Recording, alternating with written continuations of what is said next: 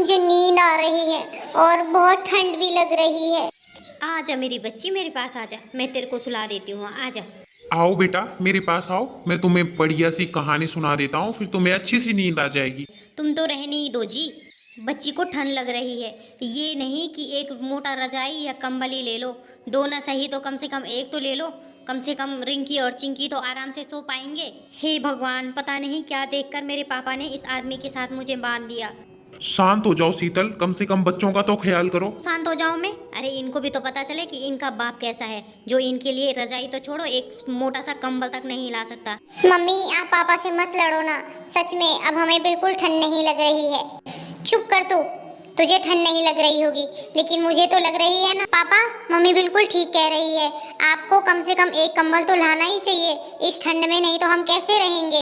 राजन और शीतल की दो बेटियां थीं, रिंकी और चिंकी, जिसमें से रिंकी बहुत समझदार और चिंकी बिल्कुल नकचड़ी अपनी माँ की तरह थी।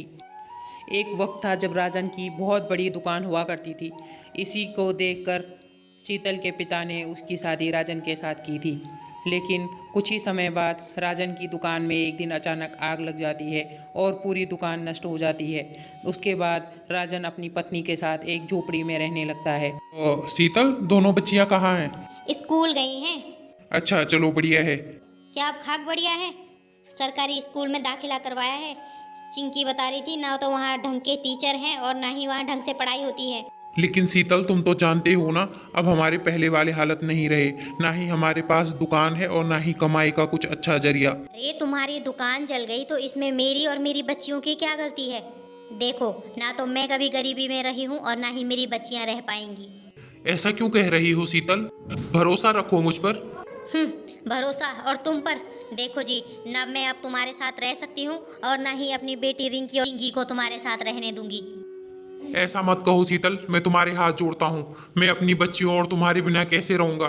तुम मुझे थोड़ा समय दे दो, मैं तुमसे वादा करता हूँ मैं सब कुछ ठीक कर दूंगा। तुम मुझ पर थोड़ा विश्वास रखो शीतल। राजन शीतल के सामने हाथ जोड़कर खड़ा था। ये सब रिंकी और चिंकी भी देख लेते हैं और फिर रिंकी और चिंकी, तुम दोनों अपना सामान बांधो, हम तुम्हारे नाना के घर जा रहे हैं, हम वहीं रहेंगे। वहाँ तुम्हें कंबल रजाई भी मिलेगी और अच्छा स्कूल भी। यह सब सुनकर चिंकी बहुत खुश हो जाती है और वह अपना सामान बांधने लगती है। लेकिन रिंकी आगे बढ़कर अपनी माँ से कहती है, माँ तुम ये सब कुछ ठीक नहीं कर रही हो, हमें ऐसा नहीं करना चाहिए, हमें पापा का साथ देना चाहिए। अगर तुझे हमारे साथ चलना है तो चल, नहीं तो तू रह इस गरीबी और ठंड में अपने पापा के साथ। ठीक है मम्मी, मुझे कहीं नहीं जाना है, मैं अपने पापा के साथ इसी घर में रहूंगी, मुझे यहाँ कोई परेशानी नहीं है। इस तरह से एक हंसता खेलता परिवार टूट जाता है। शीतल चिंकी को लेकर अपने मायके चली जाती है और रिंकी अपने पापा के साथ उसी घर में रहती है। शीतल के पापा ने उसे बहुत समझाया लेकिन वो नहीं मानी। शीतल की जिद के आगे उसके पापा को भी झुकना पड़ा और तब रामलाल अपनी बेटी और अपनी नातिन का पूरा ध्यान रखने लगे। वहीं दूसरी तरफ रिंकी घर का सारा काम करती थी और राजन एक ठेली पर जाकर कपड़े बेचता था।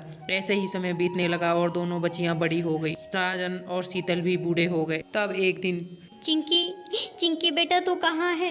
तेरे नाना जी अब इस दुनिया में नहीं रहे, जल्दी से घर आ बेटा, कहाँ है तू? माँ आप चिंता मत करो, मैं अभी घर आती हूँ। शीतल के पिता की मौत हो चुकी थी।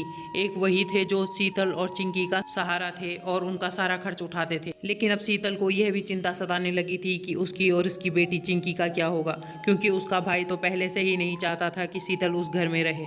और फिर रामलाल की मौत के ठीक 10 दिन के बाद, देखो शीतल, अब पिताजी तो नहीं रहे और मैं अब इस घर को बेच रहा हूँ। बेच रहे हो तो भैया फिर हम सब लोग कहाँ रहेंगे? मैंने शहर में एक फ्लैट देख लिया है, नित्या, शौर्य और मैं तो वहाँ चले जाएंगे, तुम अपना देख लेना। अपना देख लो? ये क्या बात हुई भैया, हम कहाँ जाएंगे? वो सब मुझे नहीं पता, पापा ने लिया था तुम्हारा ठेका। उस शाम कुछ लोग आए और उस घर की डील करके चले गए।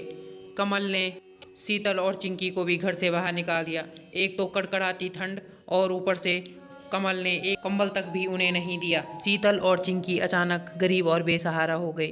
वह वहाँ से चली गई और जाकर एक दुकान के सामने रुक गई। उन्होंने वहाँ कुछ लकड़ियाँ इकट्ठा करनी शुरू कर दी ताकि उन्हें जलाकर थोड़ी सी गर्माहट ले सकें। माँ बहुत ठंड लग रही है। लेकिन बेटा कर भी क्या सकते हैं, ना ही हमारे पास कंबल है और ना ही पैसे। माँ लेकिन ऐसे तो हम मर जाएंगे। माँ, हम पापा के पास चलें? नहीं, इससे तो अच्छा है हम यहीं मर जाएं। ना ही वो अब हमें अपनाएंगे और ना ही हम उनका सामना कर पाएंगे। नहीं माँ, पापा ऐसे नहीं हैं। चुप हो जा और चुपचाप सो जा, समझी? सुबह होते ही दोनों को खाने की चिंता सताने लगी और वे दोनों खाने की तलाश में दुकान दुकान में भीख मांगने लगी। कोई है? हमने कल से कुछ नहीं खाया है, हमें कुछ खाने के लिए दे दीजिए। ये किस्मत का फेर ही था कि वो दुकान राजन की थी।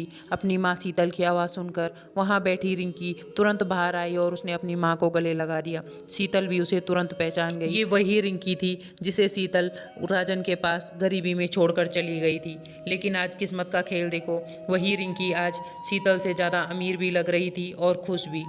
अरे रिंकी बेटी, कौन आया है? पापा, ये देखो, माँ और चिंकी आई हैं। राजन को देखते ही शीतल और चिंकी राजन के कदमों में गिर जाते हैं। शीतल, अरे तुम, लेकिन ये क्या हाल बना रखा है तुमने अपना? तुम तो पापा के घर गई थी ना? जी मुझे माफ़ कर दीजिए, मुझसे बहुत बड़ी गलती हो गई है। थोड़ी देर बाद राजन शीतल और चिंकी को अपनी कार में बिठाकर अपने घर लेकर जाता है और फिर सबने साथ में बैठकर खाना खाया। और फिर जब रात में चिंकी अपने कमरे में बढ़िया सा कंबल ओढ़ कर बैठी थी तब उसकी आंखों में आंसू थे। चिंता मत करो, सब ठीक हो जाएगा। एक बात पूछूं, उस दिन तुम हमारे साथ क्यों नहीं आई? वो इसलिए क्योंकि मैं अपने पापा के साथ खड़ी थी और तुम लालच के साथ। लेकिन अब सब ठीक है, ना कोई अमीर है ना कोई गरीब है, सब एक समान है। और सबसे बड़ी बात है कि हम सभी खुश हैं। सीख, आदमी के अंदर अगर आत्मविश्वास हो तो बड़ी से बड़ी कठिनाई पार कर सकता है। Like, comment, share and subscribe.